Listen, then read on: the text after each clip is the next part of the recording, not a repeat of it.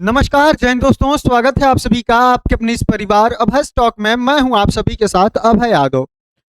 साथियों, अमेरिका का दावा है कि भारत चाइना की मदद कर रहा है और ये बहुत ही गंभीर मुद्दा जो है वो है, जो कि एक गंभीर आरोप भारत के ऊपर जो है वो अमेरिका लगा रहा है। आखिर किस तरीके से भारत चाइना की मदद कर रहा है और अमेरिका क्यों इस तरीके से कह रहा है, आइए इस पूरी कहानी को आपको समझाते हैं कि क्या इसके पीछे का पूरा सिनेरियो है। अमेरिका टैरिफ लगा रहा है और कह रहा है कि भारत जो है वो चाइना को उस टैरिफ से बचाने का काम कर रहा है। चलिए इस पूरी गणित को समझते हैं और इस गंभीर आरोप के बारे में जो है वो यहाँ पर डिटेल में चर्चा करते हैं। साथियों, सबसे पहले अगर आप हेडलाइंस पर नजर डालें यहाँ पर, तो आप देखेंगे कि ग्रेट ट्रांसशिपमेंट स्कैम, इसका जो नाम ये दिया है कि great transhipment scam, US names Indian among 40 hubs of Chinese tariff evasion. यानी कि भारत के 40 ऐसे हब्स को बताया है कि मतलब भारत जो है वो चाइना को इसको टैरिफ से बचाने के लिए जो है ये पूरा खेल कर रहा है। भारत एक तरीके से चाइना की मदद कर रहा है। अब भारत भैया चाइना की मदद क्यों करने लगा, आगे इसके बारे में बताएंगे कि किस तरीके से ये पूरा है। लेकिन आगे बढ़ने से पहले आप सभी से बस एक छोटी सी गुजारिश है साथियों, चैनल पर नया है तो कृपया करके सब्सक्राइब कर दे। मैं कल मतलब आज की जो रात बीती है इसमें बैठकर अपने चैनल का एनालिटिक्स देख रहा था और उसमें देखकर इतना दुख हुआ कि 97% लोग ऐसे हैं, वीडियो देख रहे हैं, आके देख रहे हैं, उसके बाद सब्सक्राइब नहीं कर रहे हैं। भैया पैसा लग रहा है, अगर लग रहा है तो बता दीजिए, मैं आपको भेज देता हूं, उसके बाद सब्सक्राइब कर दीजिएगा। क्या यार, आप लोग भी मतलब आप लोग हमसे एज में कितने बड़े हैं और आप लोग सपोर्ट नहीं कर सकते हैं, कितना खराब लगता है बताइए। चलिए ठीक है, आइए आगे बढ़ते हैं। आपकी अपनी मर्जी, सब्सक्राइब करने का मन हो तो कर दीजिएगा, बाकी चलिए आगे बढ़ते हैं। अभी पूरी खबर को समझिए कि हुआ क्या है यहाँ पर। साथियों, America white house the great transhipment scam नाम की एक रिपोर्ट ये जारी करता है, जिसमें चीन की टैरिफ चोरी में मदद करने वाले 40 से अधिक देशों के नाम जो है वो उसमें जारी किए गए हैं और इसमें भारत भी जो है वो शामिल है।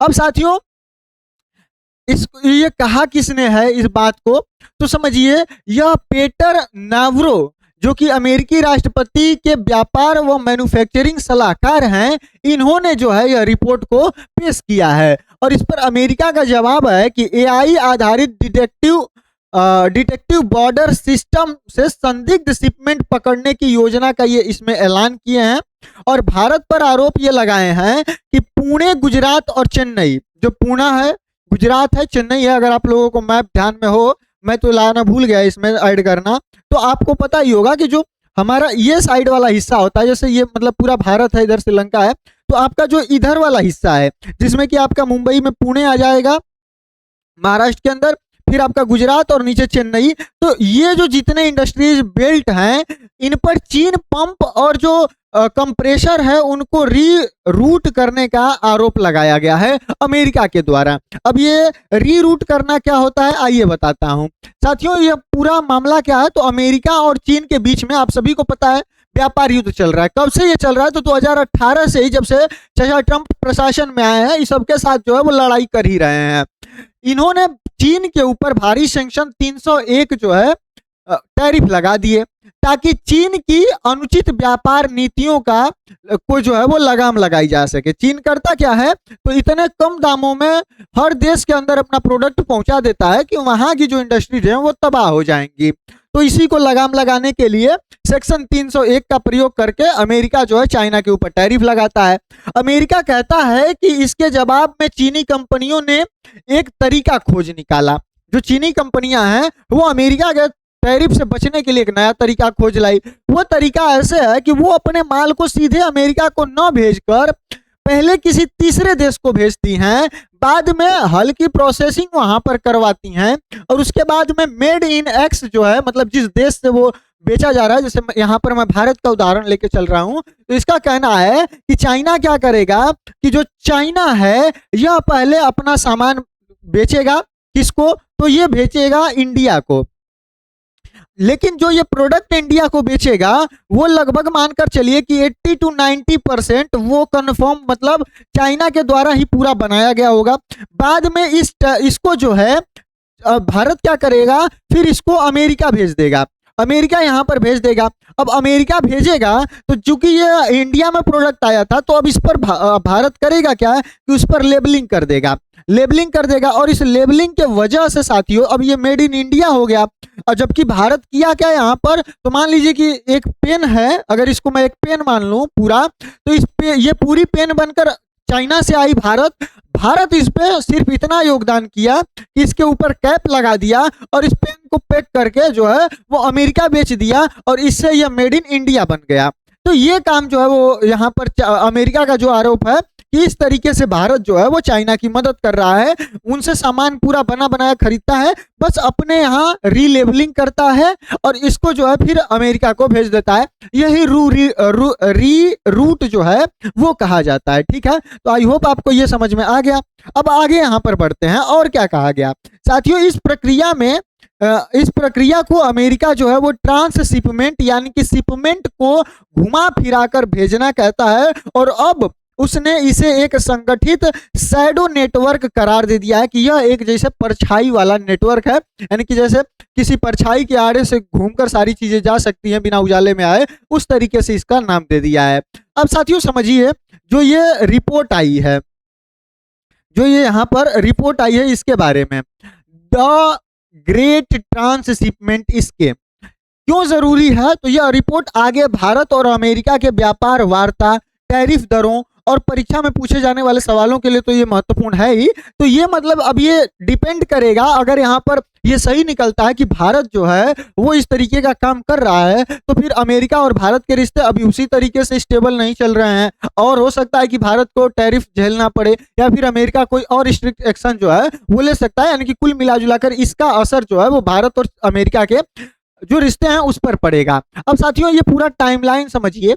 सेक्शन 301 जो है वो टैरिफ जो है वो 2018 के अंदर ट्रंप प्रशासन ने चीन के सैकड़ों उत्पादों पर टैरिफ लगाया। 2018 के बाद रीरूटिंग शुरू हुआ। चीनी निर्यातकों ने तीसरे देशों में माल भेजना बढ़ाया ताकि टैरिफ से जो है वो बचा जा सके। अब 2026 की शुरुआत में भारत पर 50% टैरिफ लग गया। इसके बाद रूसी तेल खरीद को लेकर अमेरिका ने भारत पर 25% और लगा दिया। मतलब 25% तो लगाया था किसके लिए, तो रेसिप्रोकल टैरिफ लगाया था, और 25% टैरिफ अलग से लगा दिया। यह किसके लिए कि भारत जो है वो पेट्रोल खरीद रहा है, क्रूड ऑयल खरीद रहा है रसिया से, तो कुल मिलाकर 50% भारत पर भी टैरिफ लग गया। इसके बाद साथियों 13 अगस्त 2026 को अब यहाँ पर एक नई रिपोर्ट जारी होती है कि जो यहाँ पर नवारो हैं, इन्होंने शैडो ट्रांसशिपमेंट नेटवर्क रिपोर्ट जारी करके 40 से अधिक देशों का नाम यहाँ पर इस लिस्ट में शामिल कर दिया है। अब बात करते हैं कि ये जो ट्रांसशिपमेंट है इसका मतलब क्या है। तो देखिए, साधारण भाषा में जब किसी देश जैसे कि चीन का माल किसी तीसरे देश से होकर वहां का लेबल लगाकर अंतिम गंतव्य यानी कि अमेरिका तक अगर पहुंच भेजा जाता है ताकि मूल देश पर लगे टैरिफ यानी कि शुल्क से बचा जा सके, तो इसी को साथियों ट्रांसशिपमेंट कहा जाता है। साथियों यह वैध है, मतलब ट्रांसशिपमेंट में क्या चीजें वैध हैं, तो वैध में देखिए जैसे कि कंपनी सच में उस देश से जो है फैक्ट्री लगाती है। जैसे मान लीजिए कि एक पेन बनानी है, चाइना को बेचनी है अमेरिका, तो चाइना क्या करे कि भारत के अंदर कोई कंपनी लगा दे और ये पूरा प्रोडक्ट भारत के अंदर बने, तो ये तो लीगल हो जाएगा भले वो कंपनी चाइना की हो। दूसरा, कच्चे माल में असली वैल्यू एडिशन होता है डिजाइन असेंबली प्रोसेसिंग, यानी कि कच्चे माल में असली वैल्यू एडिशन होता है, डिजाइन असेंबली और प्रोसेसिंग का काम होता है। मतलब कि वहां से सिर्फ भारत कच्चा माल लेके आए, अपने यहाँ उसको डिजाइन करे, असेंबल करे और उसके बाद फिर प्रोसेस करके जो है वो अमेरिका भेज दे, तो ये लीगल होगा, इसमें कोई दिक्कत नहीं होगी। वहीं उत्पाद का जो मूल देश है, ओरिजिन है, वो नियमानुसार बदलता है, यानी कि उत्पाद का जो मूल देश है जो उस उत्पाद को बना रहा है उसके जो नियम है उस अनुसार जो है वो चेंज होते रहते हैं। वहीं साथियों अब बात करें कि ठीक है ये तो समझ में आ गया कि ये लीगल किस तरीके से हो सकता है। अब इलीगल क्या होता है, तो इसमें होता है कि माल बस दोबारा पैक या हल्का प्रोसेस होकर आगे भेजा जाता है। मतलब मान लीजिए कि ये पेन है, यह पेन चाइना से भारत आई और सिर्फ इसका कवर चेंज करके मेड इन इंडिया का लोगो लेबल लगा के और इसको फिर हम अमेरिका भेज दिए, तो ये इलीगल होता है। या फिर मान लीजिए कि ये पेन है और पेन मतलब वहां से आई, पूरा पेन बनकर आई, कैप लगकर नहीं आया था, और इस पर कैप लगाने का काम भारत कर दिया और उसके बाद इसको पैक करके जो है वो अमेरिका भेज दिया, तो ये जो है इलीगल है।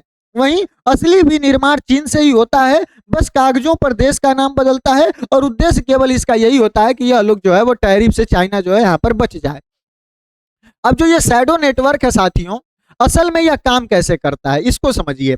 सबसे पहले यहाँ पर हल्की प्रोसेसिंग होती है, चीन से बना माल किसी तीसरे देश में भेजा जाता है जहां मामूली प्रोसेसिंग होती है, रीलेबलिंग व रीपैकेजिंग होती है, उत्पाद को दोबारा पैक और लेबल किया जाता है ताकि वो उसी तीसरे देश में जो है वो बना लगे।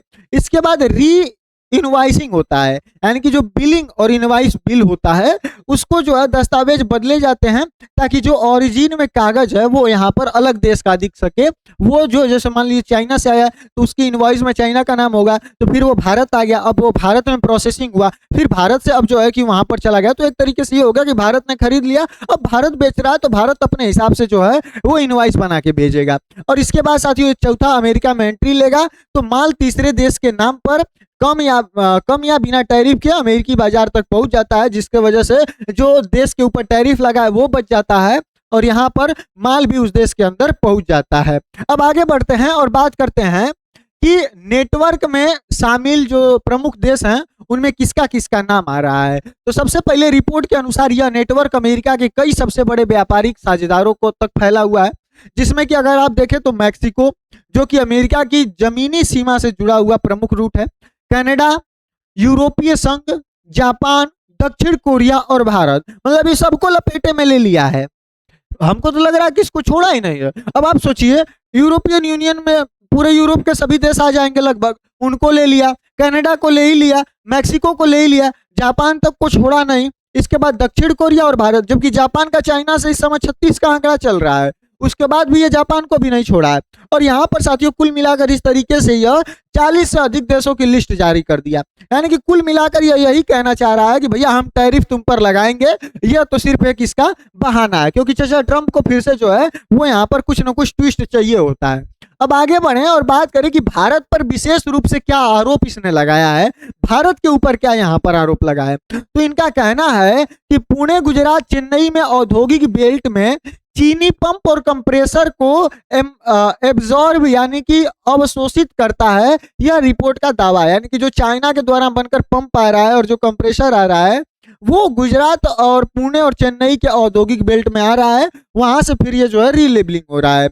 इससे अमेरिका की जो सिनसिनाटी, डेंटन और जो कोलंबस जैसे शहर की औद्योगिक सप्लाई चेन है वो प्रभावित बताई गई है, और आरोप है कि सस्ती लेबर, ढीली कस्टम जांच और मुक्त व्यापार क्षेत्र का फायदा उठाकर चीनी माल को नया ओरिजिन दिया जाता है। और रिपोर्ट में भारत उन देशों में गिना गया है जो भविष्य में नए टैरिफ से बचने के लिए ट्रांसशिपमेंट का सहारा ले सकते हैं। मतलब कितना गंभीर आरोप है, आप इसको समझ सकते हैं।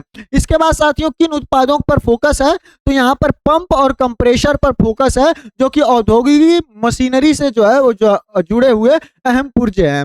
वहीं प्रभावित अमेरिका के कौन कौन से शहर अमेरिका बता रहा है, तो इसका कहना है कि जो इसकी सिनसिनाटी और डेंटन और जो कोलंबस है, यह सिटी जो है यहाँ पर इसके इंडस्ट्रीज लगाए हुए हैं, लेकिन भारत जो है वो सस्ता माल पहुंचा दे रहा है चाइना से खरीद कर, इसके वजह से यह यहाँ पर प्रभावित हो रहे हैं।